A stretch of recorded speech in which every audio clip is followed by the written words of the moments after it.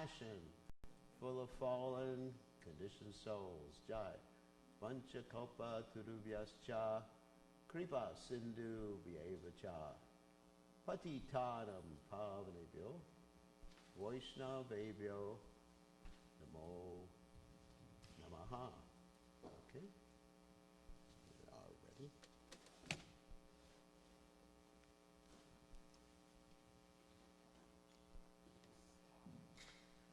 Okay, big crowd today. At least we have the internet, thank God. Thank God for the internet. Hare Krishna. Let's make sure.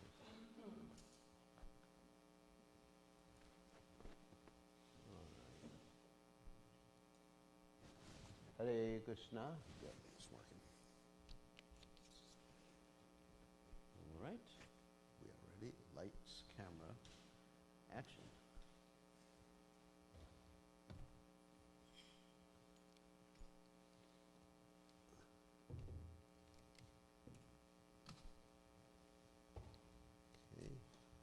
Lights, camera, action.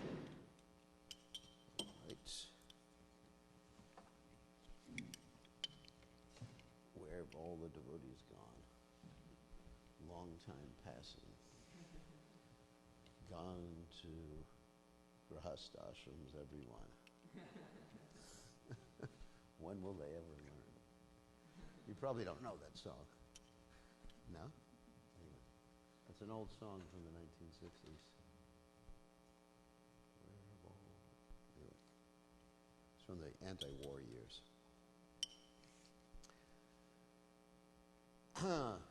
Jaya Radha Madhova Kunya Bihave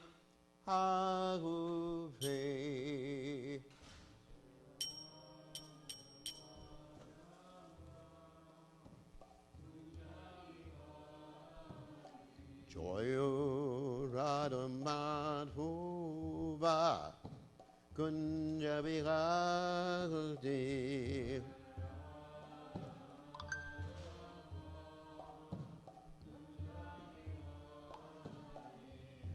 Gopina Balaba Hidibado Dhagote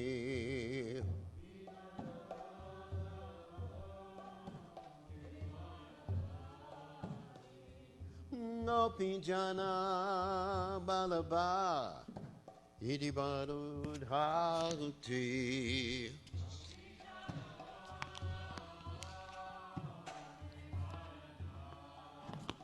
Yasudanandana Prajajana Ranjana Yasudanandana Prajajana Ranjana Jamuna Tera Anachati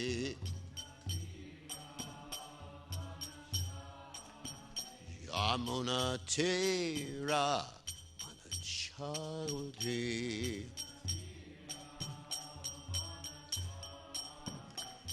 Jai Ho Radha Madhova Kunja Bihati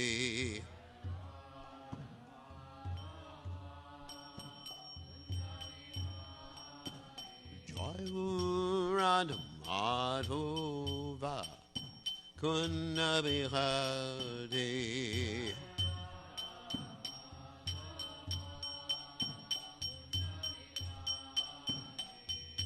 Gopijana Malabar Hiribaru Dhagate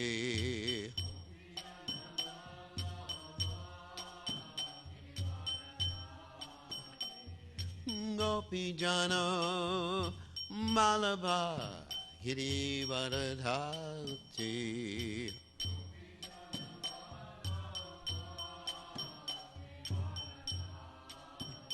Yasudanandana Prajajana Ranjana Yasudanandana Prajajana Ranjana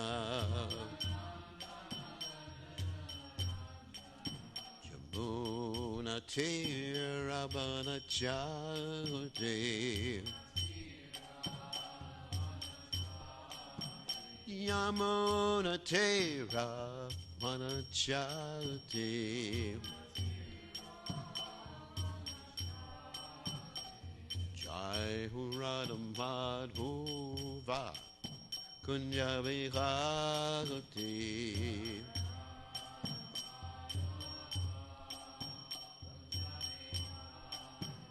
Jayurad Madhuva Kunjabi Bhagavati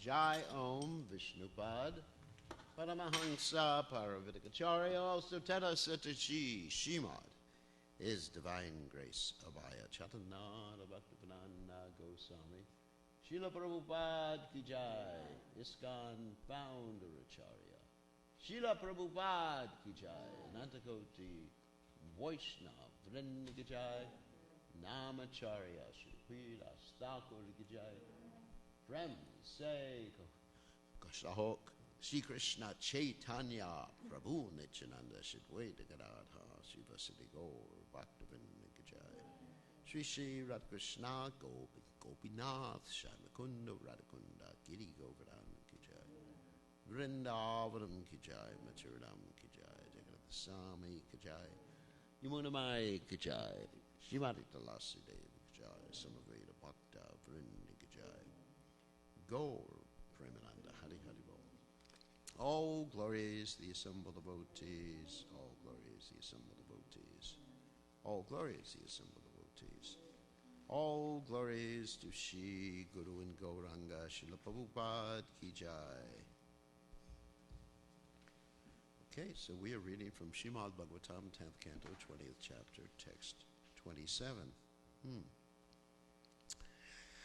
Om Namo Bhagavate Vasudevaya.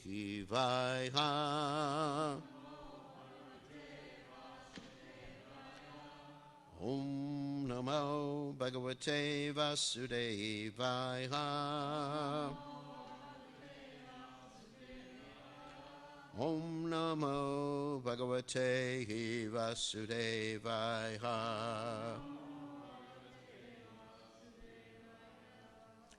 Vanaukasaha Pramudita Vana Rajir Madhu Chuta Jala Thora Girer Nadad Asanta Dadarshe Guha Vanaukasa Pramudita Vana Rajir Madhuchutaha Jaladhara Girer Nadad Asannada Drishe Guvaha Vanaukasa Pramudita Vana Rajin Madhuchitaka Jaladhara Girir Matnadad Asana Dajrishe Guha Vanaukasa Pramudita Vana Rajir Madhuchitaka Jaladhara Girer Nadad Asana Dadrishe Guha. Okay.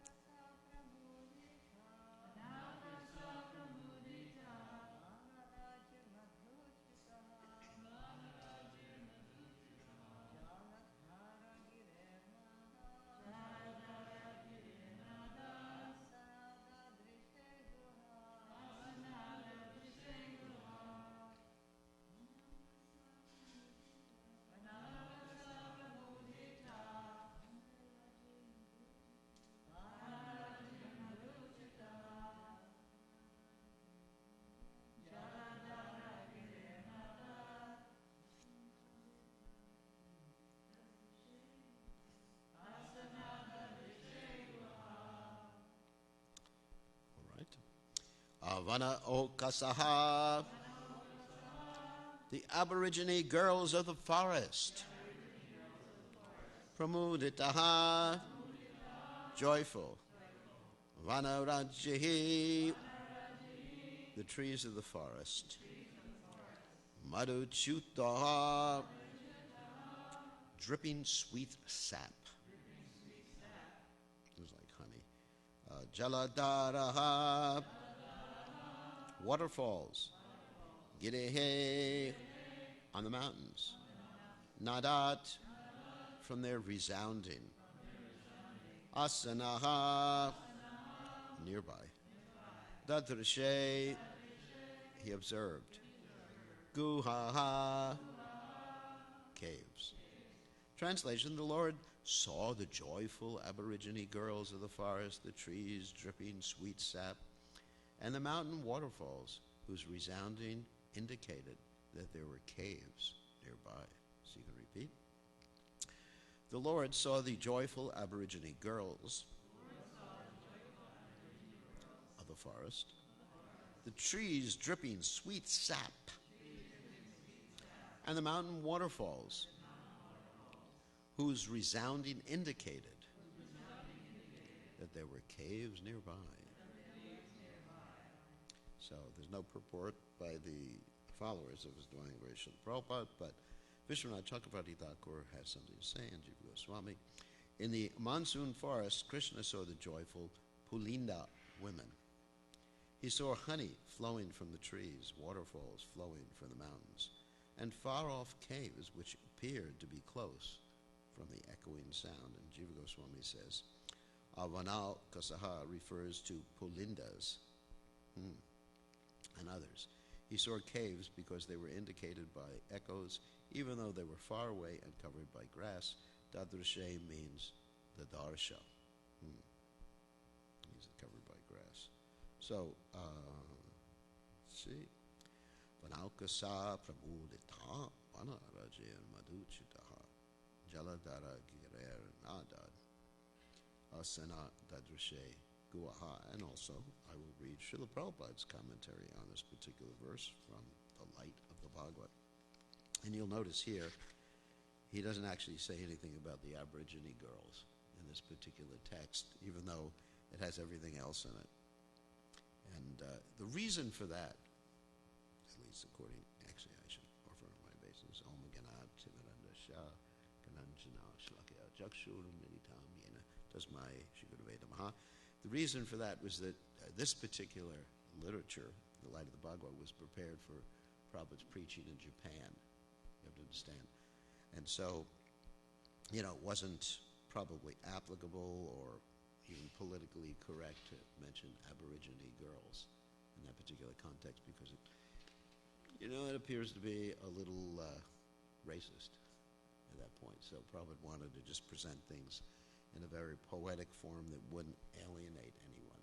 So that's really Prabhupada's intention when he's putting together these particular translations and the purports or explanations of these particular verses. So try to understand that. Everything has particular context. And many devotees, when they hear Prabhupada's words, or read different parts of the Vaishnava literatures, they do not take into account context. For example, there was one portion of the Srimad Bhagavatam. We were discussing it in a hermeneutical sense on the GBC conference. One devotee commented that, what do we do with this particular comment of Urvasi? No, Urvasi? Everybody knows Urvasi. She's a nice lady in the heavenly planets. Anyway, so she makes this comment to Pururava about the nature of women. Some of you may remember that comment. And it's not really that complimentary. I'm not going to repeat it because, we want to keep half the devotees here in the temple room right now. So some devotees will take that as a statement of Siddhanta. But if you actually look at the Bhagavatam, it's not that she's actually making a statement of Siddhanta, or Bhagavatam is making a statement of Siddhanta. She's saying this to discourage Pururava. Because Pururava, at this particular point, is basically foaming at the mouth. I don't know if you know the story. Anyway, the story is that she left him at one particular juncture. I'm not going to get into all the details about the lambs and everything. She left him, and he's looking all around the world for her. You know, he's just like, where is my Urvasi? Where can she be? That's true love. Anyway, so he's looking, where? I cannot live without her. And finally he finds her, and she says, what doing? And then she describes the heart, not the heart of all ladies, but she describes something to discourage him. And so, unfortunately, he doesn't get discouraged. He thinks these are just sweet words coming from the mouth of my beloved. She's just trying to increase my hankering, just like Krishna increases the hankering by disappearing sometimes, or says to the ladies. It's interesting how you have these perverted reflections of Krishna's pastimes. Krishna says to the ladies after they greet him in the forest, what are you doing here? Go back. You belong with your husbands. Why are you here? It's the middle of the night. Get out of here.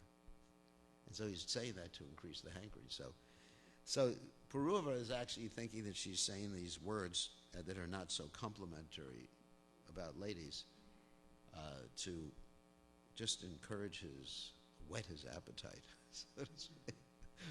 But actually she's doing that just to say, what are you doing, buddy? You're too attached. It's not a good idea. So anyway, so the point I'm making is context, or how things are contextual in the Bhagavatam. And you got a lot of devotees who take things out of context to prove their points. So you'll find that people taking that particular section, the reason I'm mentioning it is because we had this discussion on the GBC conference, and I actually brought out the point that it was contextual, whereas other devotees thought, it was an absolute statement. And so, anyway, so people will take different quotes that are out of context and just prove whatever point they want to prove. And that's also why Prabhupada did not want his letters transcribed or distributed, because everything is contextual.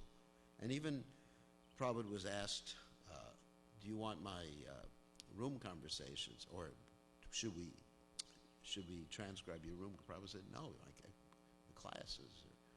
And not even the classes. Prabhupada just wanted the books, to stand on their own.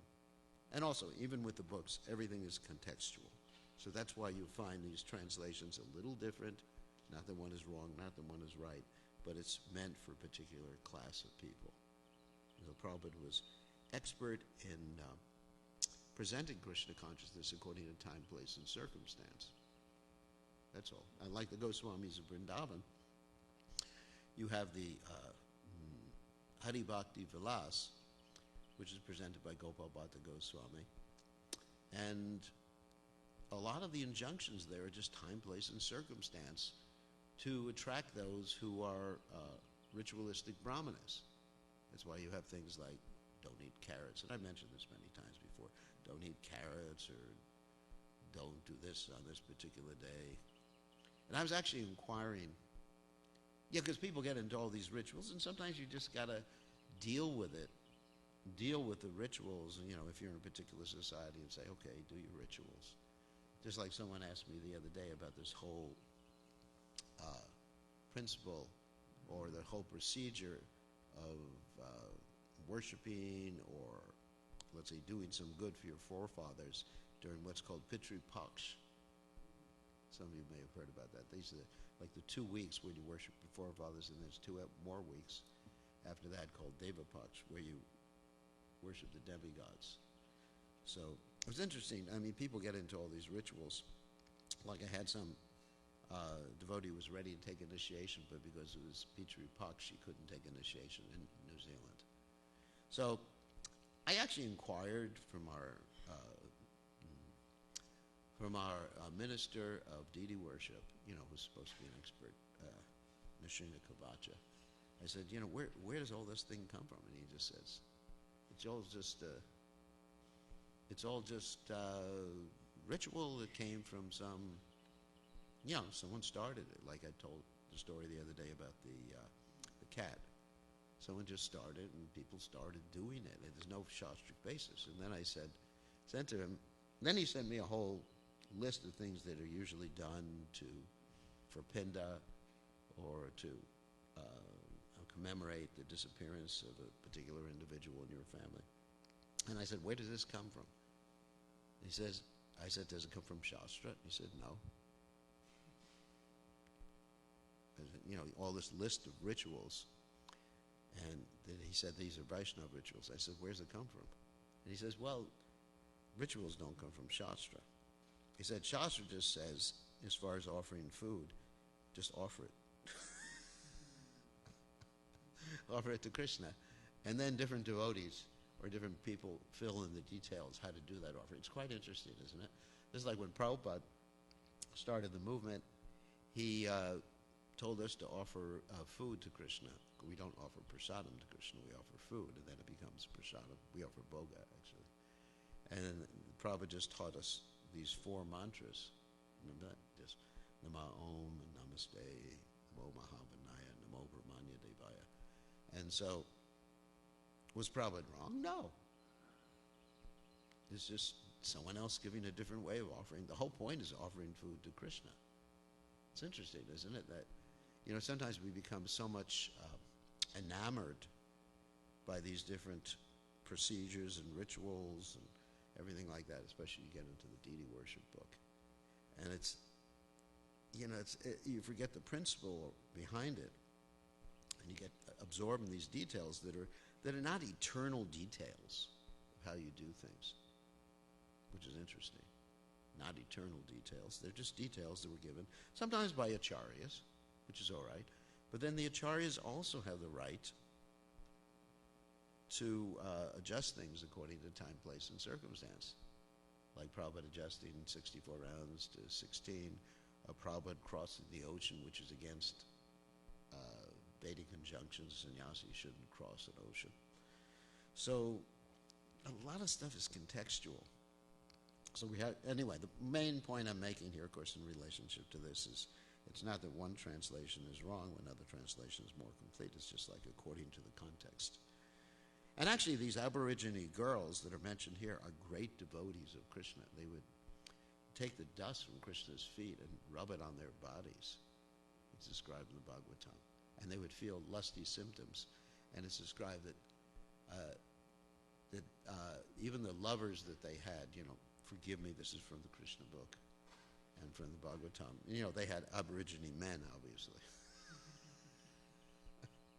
So the Aborigine men would no longer attract them after that point, and no longer make them lusty.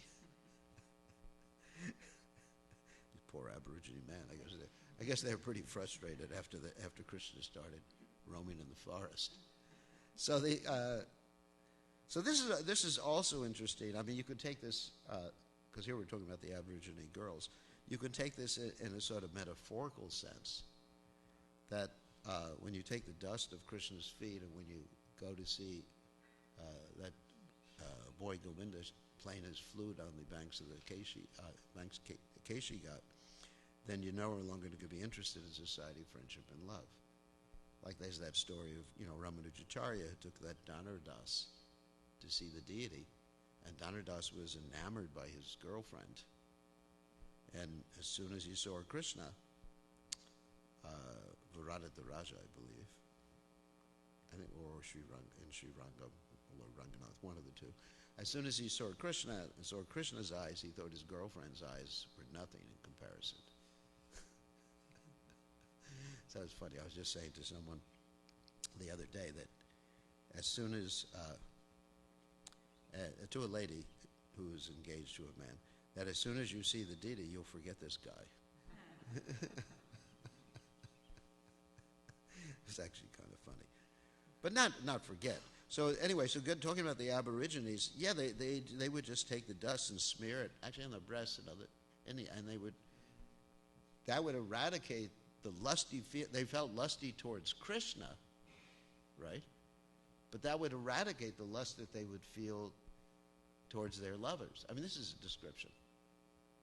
It's not that I'm talking about inappropriate things. So that's the real point. We take shelter and hear these pastimes. Anyway, so now I'm going to read Prabhupada's translation and Prabhupada's purport. And I have some comments to make about this. When the Lord entered the forest in Vrindavan, all the inhabitants of the forest, both animate and inanimate, were eager to receive him. He saw that the flowers of the forest, all fully blossoming, were weeping in ecstasy. Just a little more poetic than the other translation here. Honey flowing down their petals. And the translation here was like tree sap. So madhu, but madhu actually means sweet.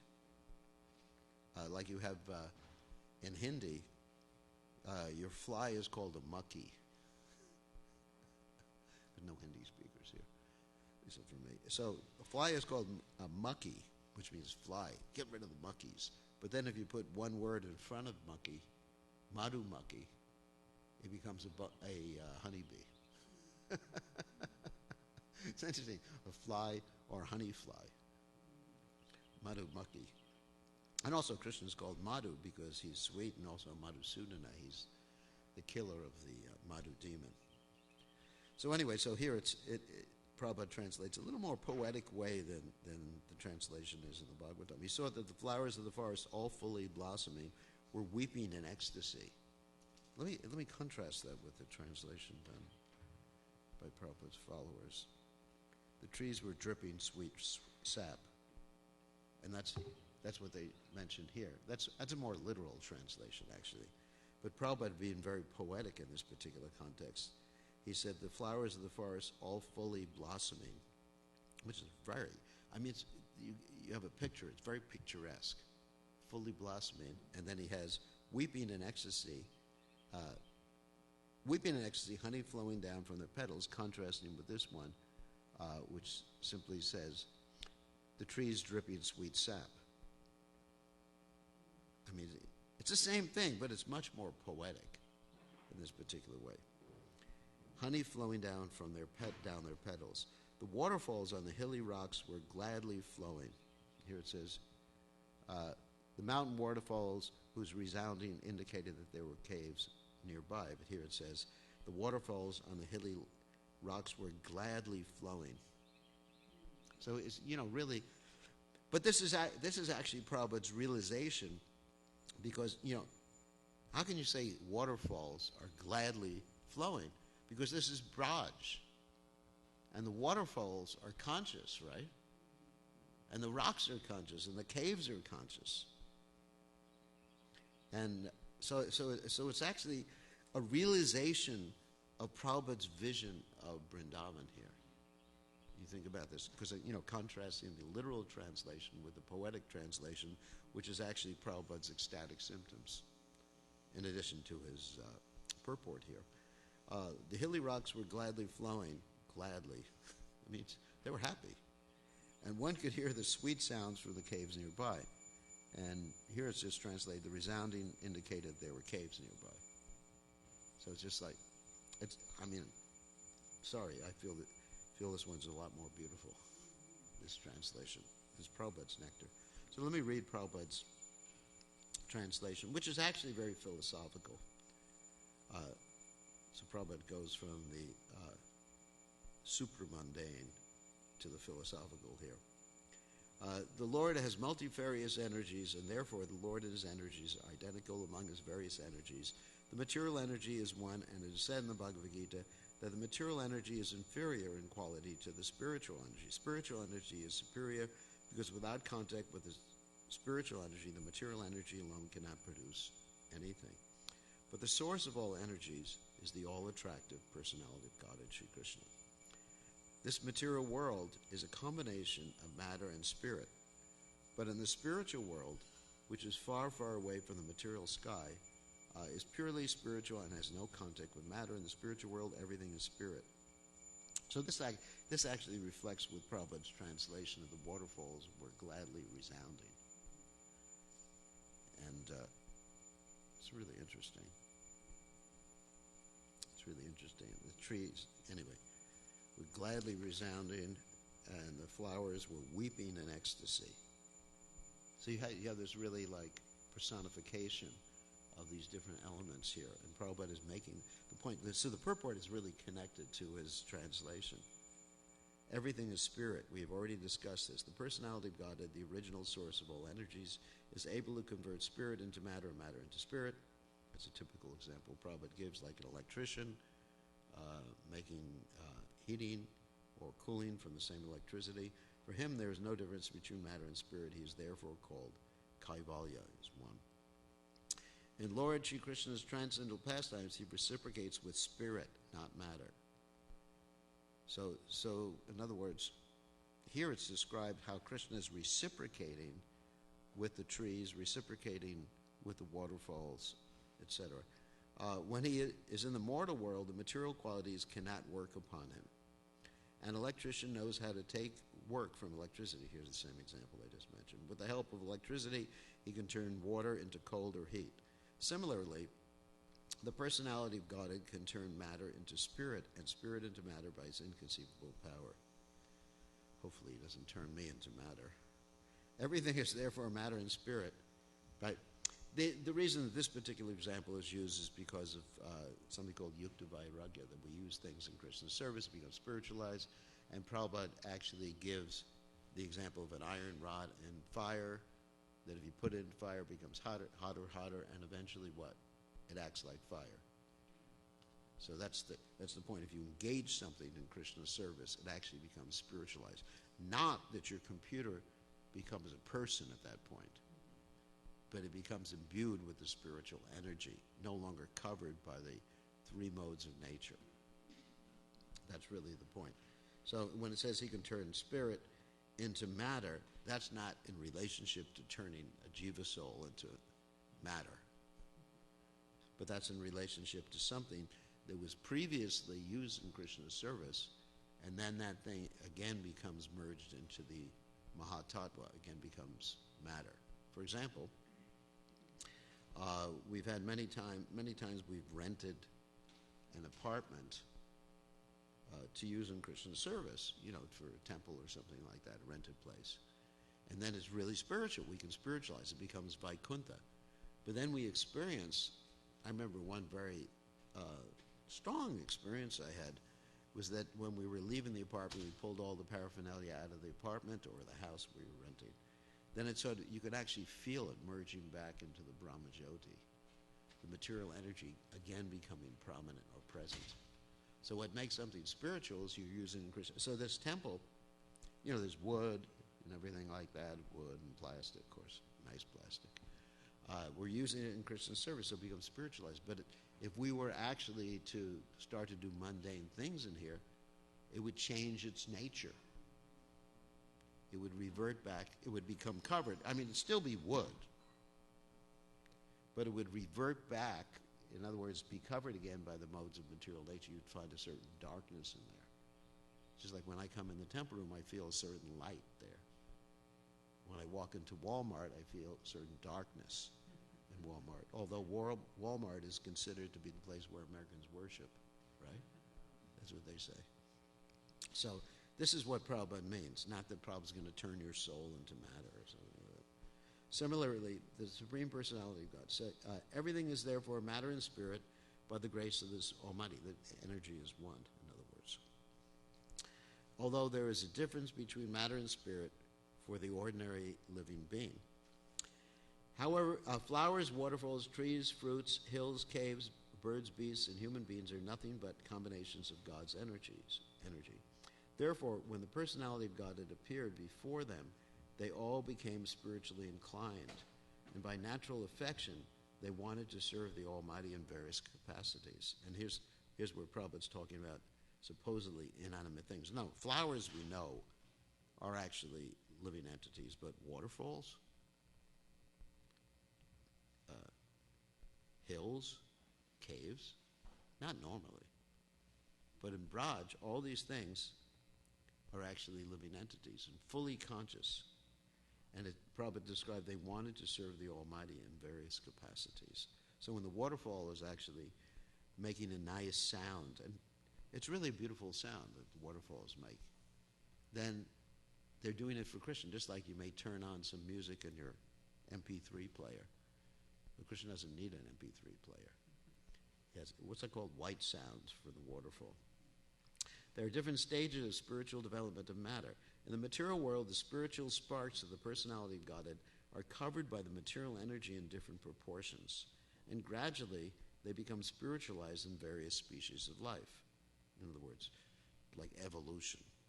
We were talking about evolution the other day. But there's an evolution of the living entity who transmigrates from one species gradually going up. The human form of life represents the complete development of the senses for spiritual realization of one's original affection for the Lord.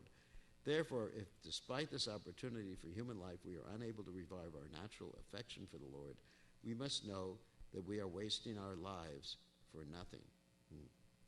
By the grace of the Lord, however, the spiritual consciousness of every species of life can occupy its proper place, and these species can express their spiritual affection for the Lord in the Shanta Ras, as displayed by the land, water, hills, trees, fruits, and flowers of Vrindavan during the presence of Lord Shri Krishna, the personality of God. A beautiful purport here. So when Prabhupada here is talking about Shanta Ras, that Shanta means the peaceful Ras, where one worships the Lord in the mood of awe and reverence, but still pure Shanta Ras is not manifest in Goloka Vrindavan in the spiritual world. It has to be mixed to a certain extent, just like it's described here, that the trees, the fruits, the water, the land, and everything else, they were actually serving Krishna. They wanted to serve Krishna. So that means there was a mixture of dasha, or the dasharas. Okay, so one reason, I was thinking about reading this and hearing a class from Srila Prabhupada yesterday, how Prabhupada was talking about how we are originally Krishna-conscious living entities. And I was always wondering, for the last 50 years, how by hearing about Krishna's pastimes, we're getting purified. I was just thinking, how does it work? Of course, I know, Cheto Darpana Marjanam Babamad, cleanses the mirror of the mind. But I was thinking, how does it work? And then I heard a very nice explanation. Of course, there's one way it works. Because we know, Ridyanto, Sto, Yabadrani, Vidunoti, Srichatam. That's one way it works, and I'll translate that. Srinvata, Swakata, Krishna, Punya, Shamana, Kirtana.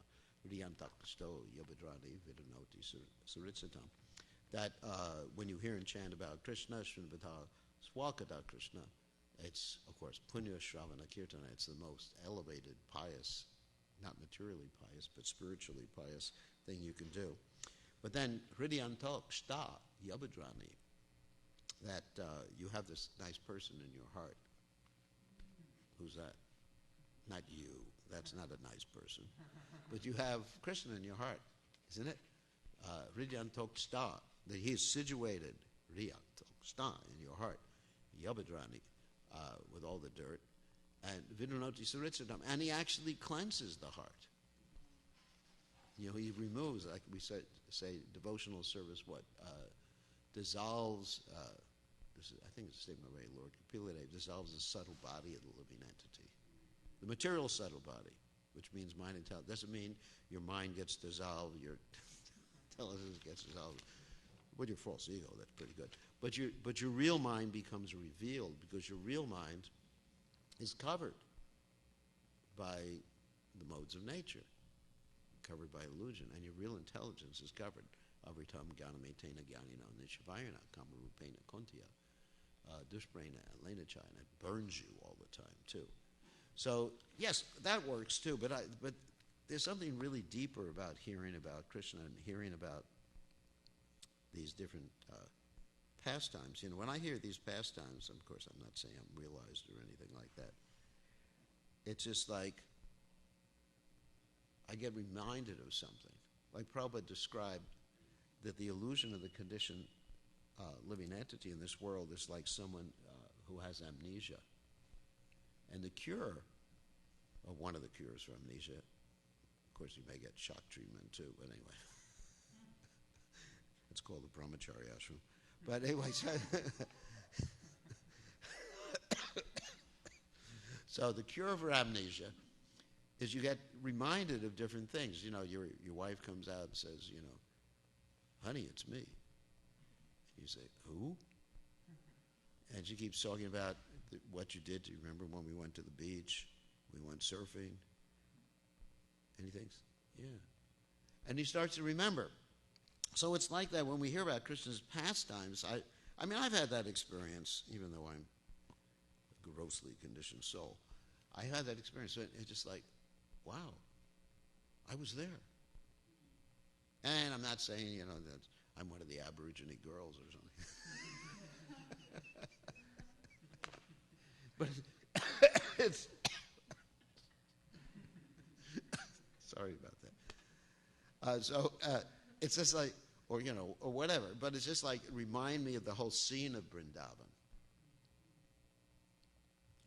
And actually, once you hear these things, I mean, for example, you hear about the waterfalls, then you see things in this world, and that reminds you of that too. It's interesting. I remember going to Hawaii, and then near the temple in Hawaii, there's this beautiful waterfall. Really, it's about 3 blocks away from the temple. I don't know if any of you have seen it when you go to Hawaii. And it just reminds me of this descriptions here. And reminds me of my spiritual identity. The water, you know, I'm not a waterfall either. But I got to be clear about that. But it's just the whole description of Vrindavan. That's why it's very important to hear these descriptions.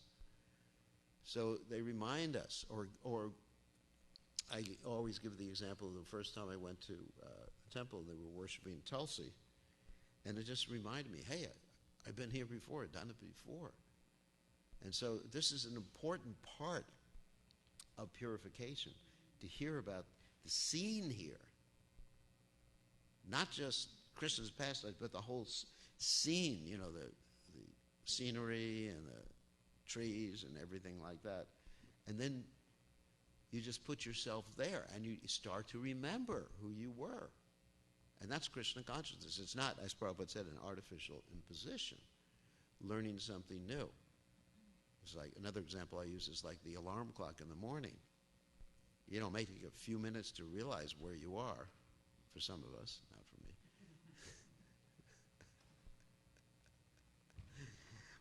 But still, you know, it just wakes you up. Prabhupada said you're woken up by sound.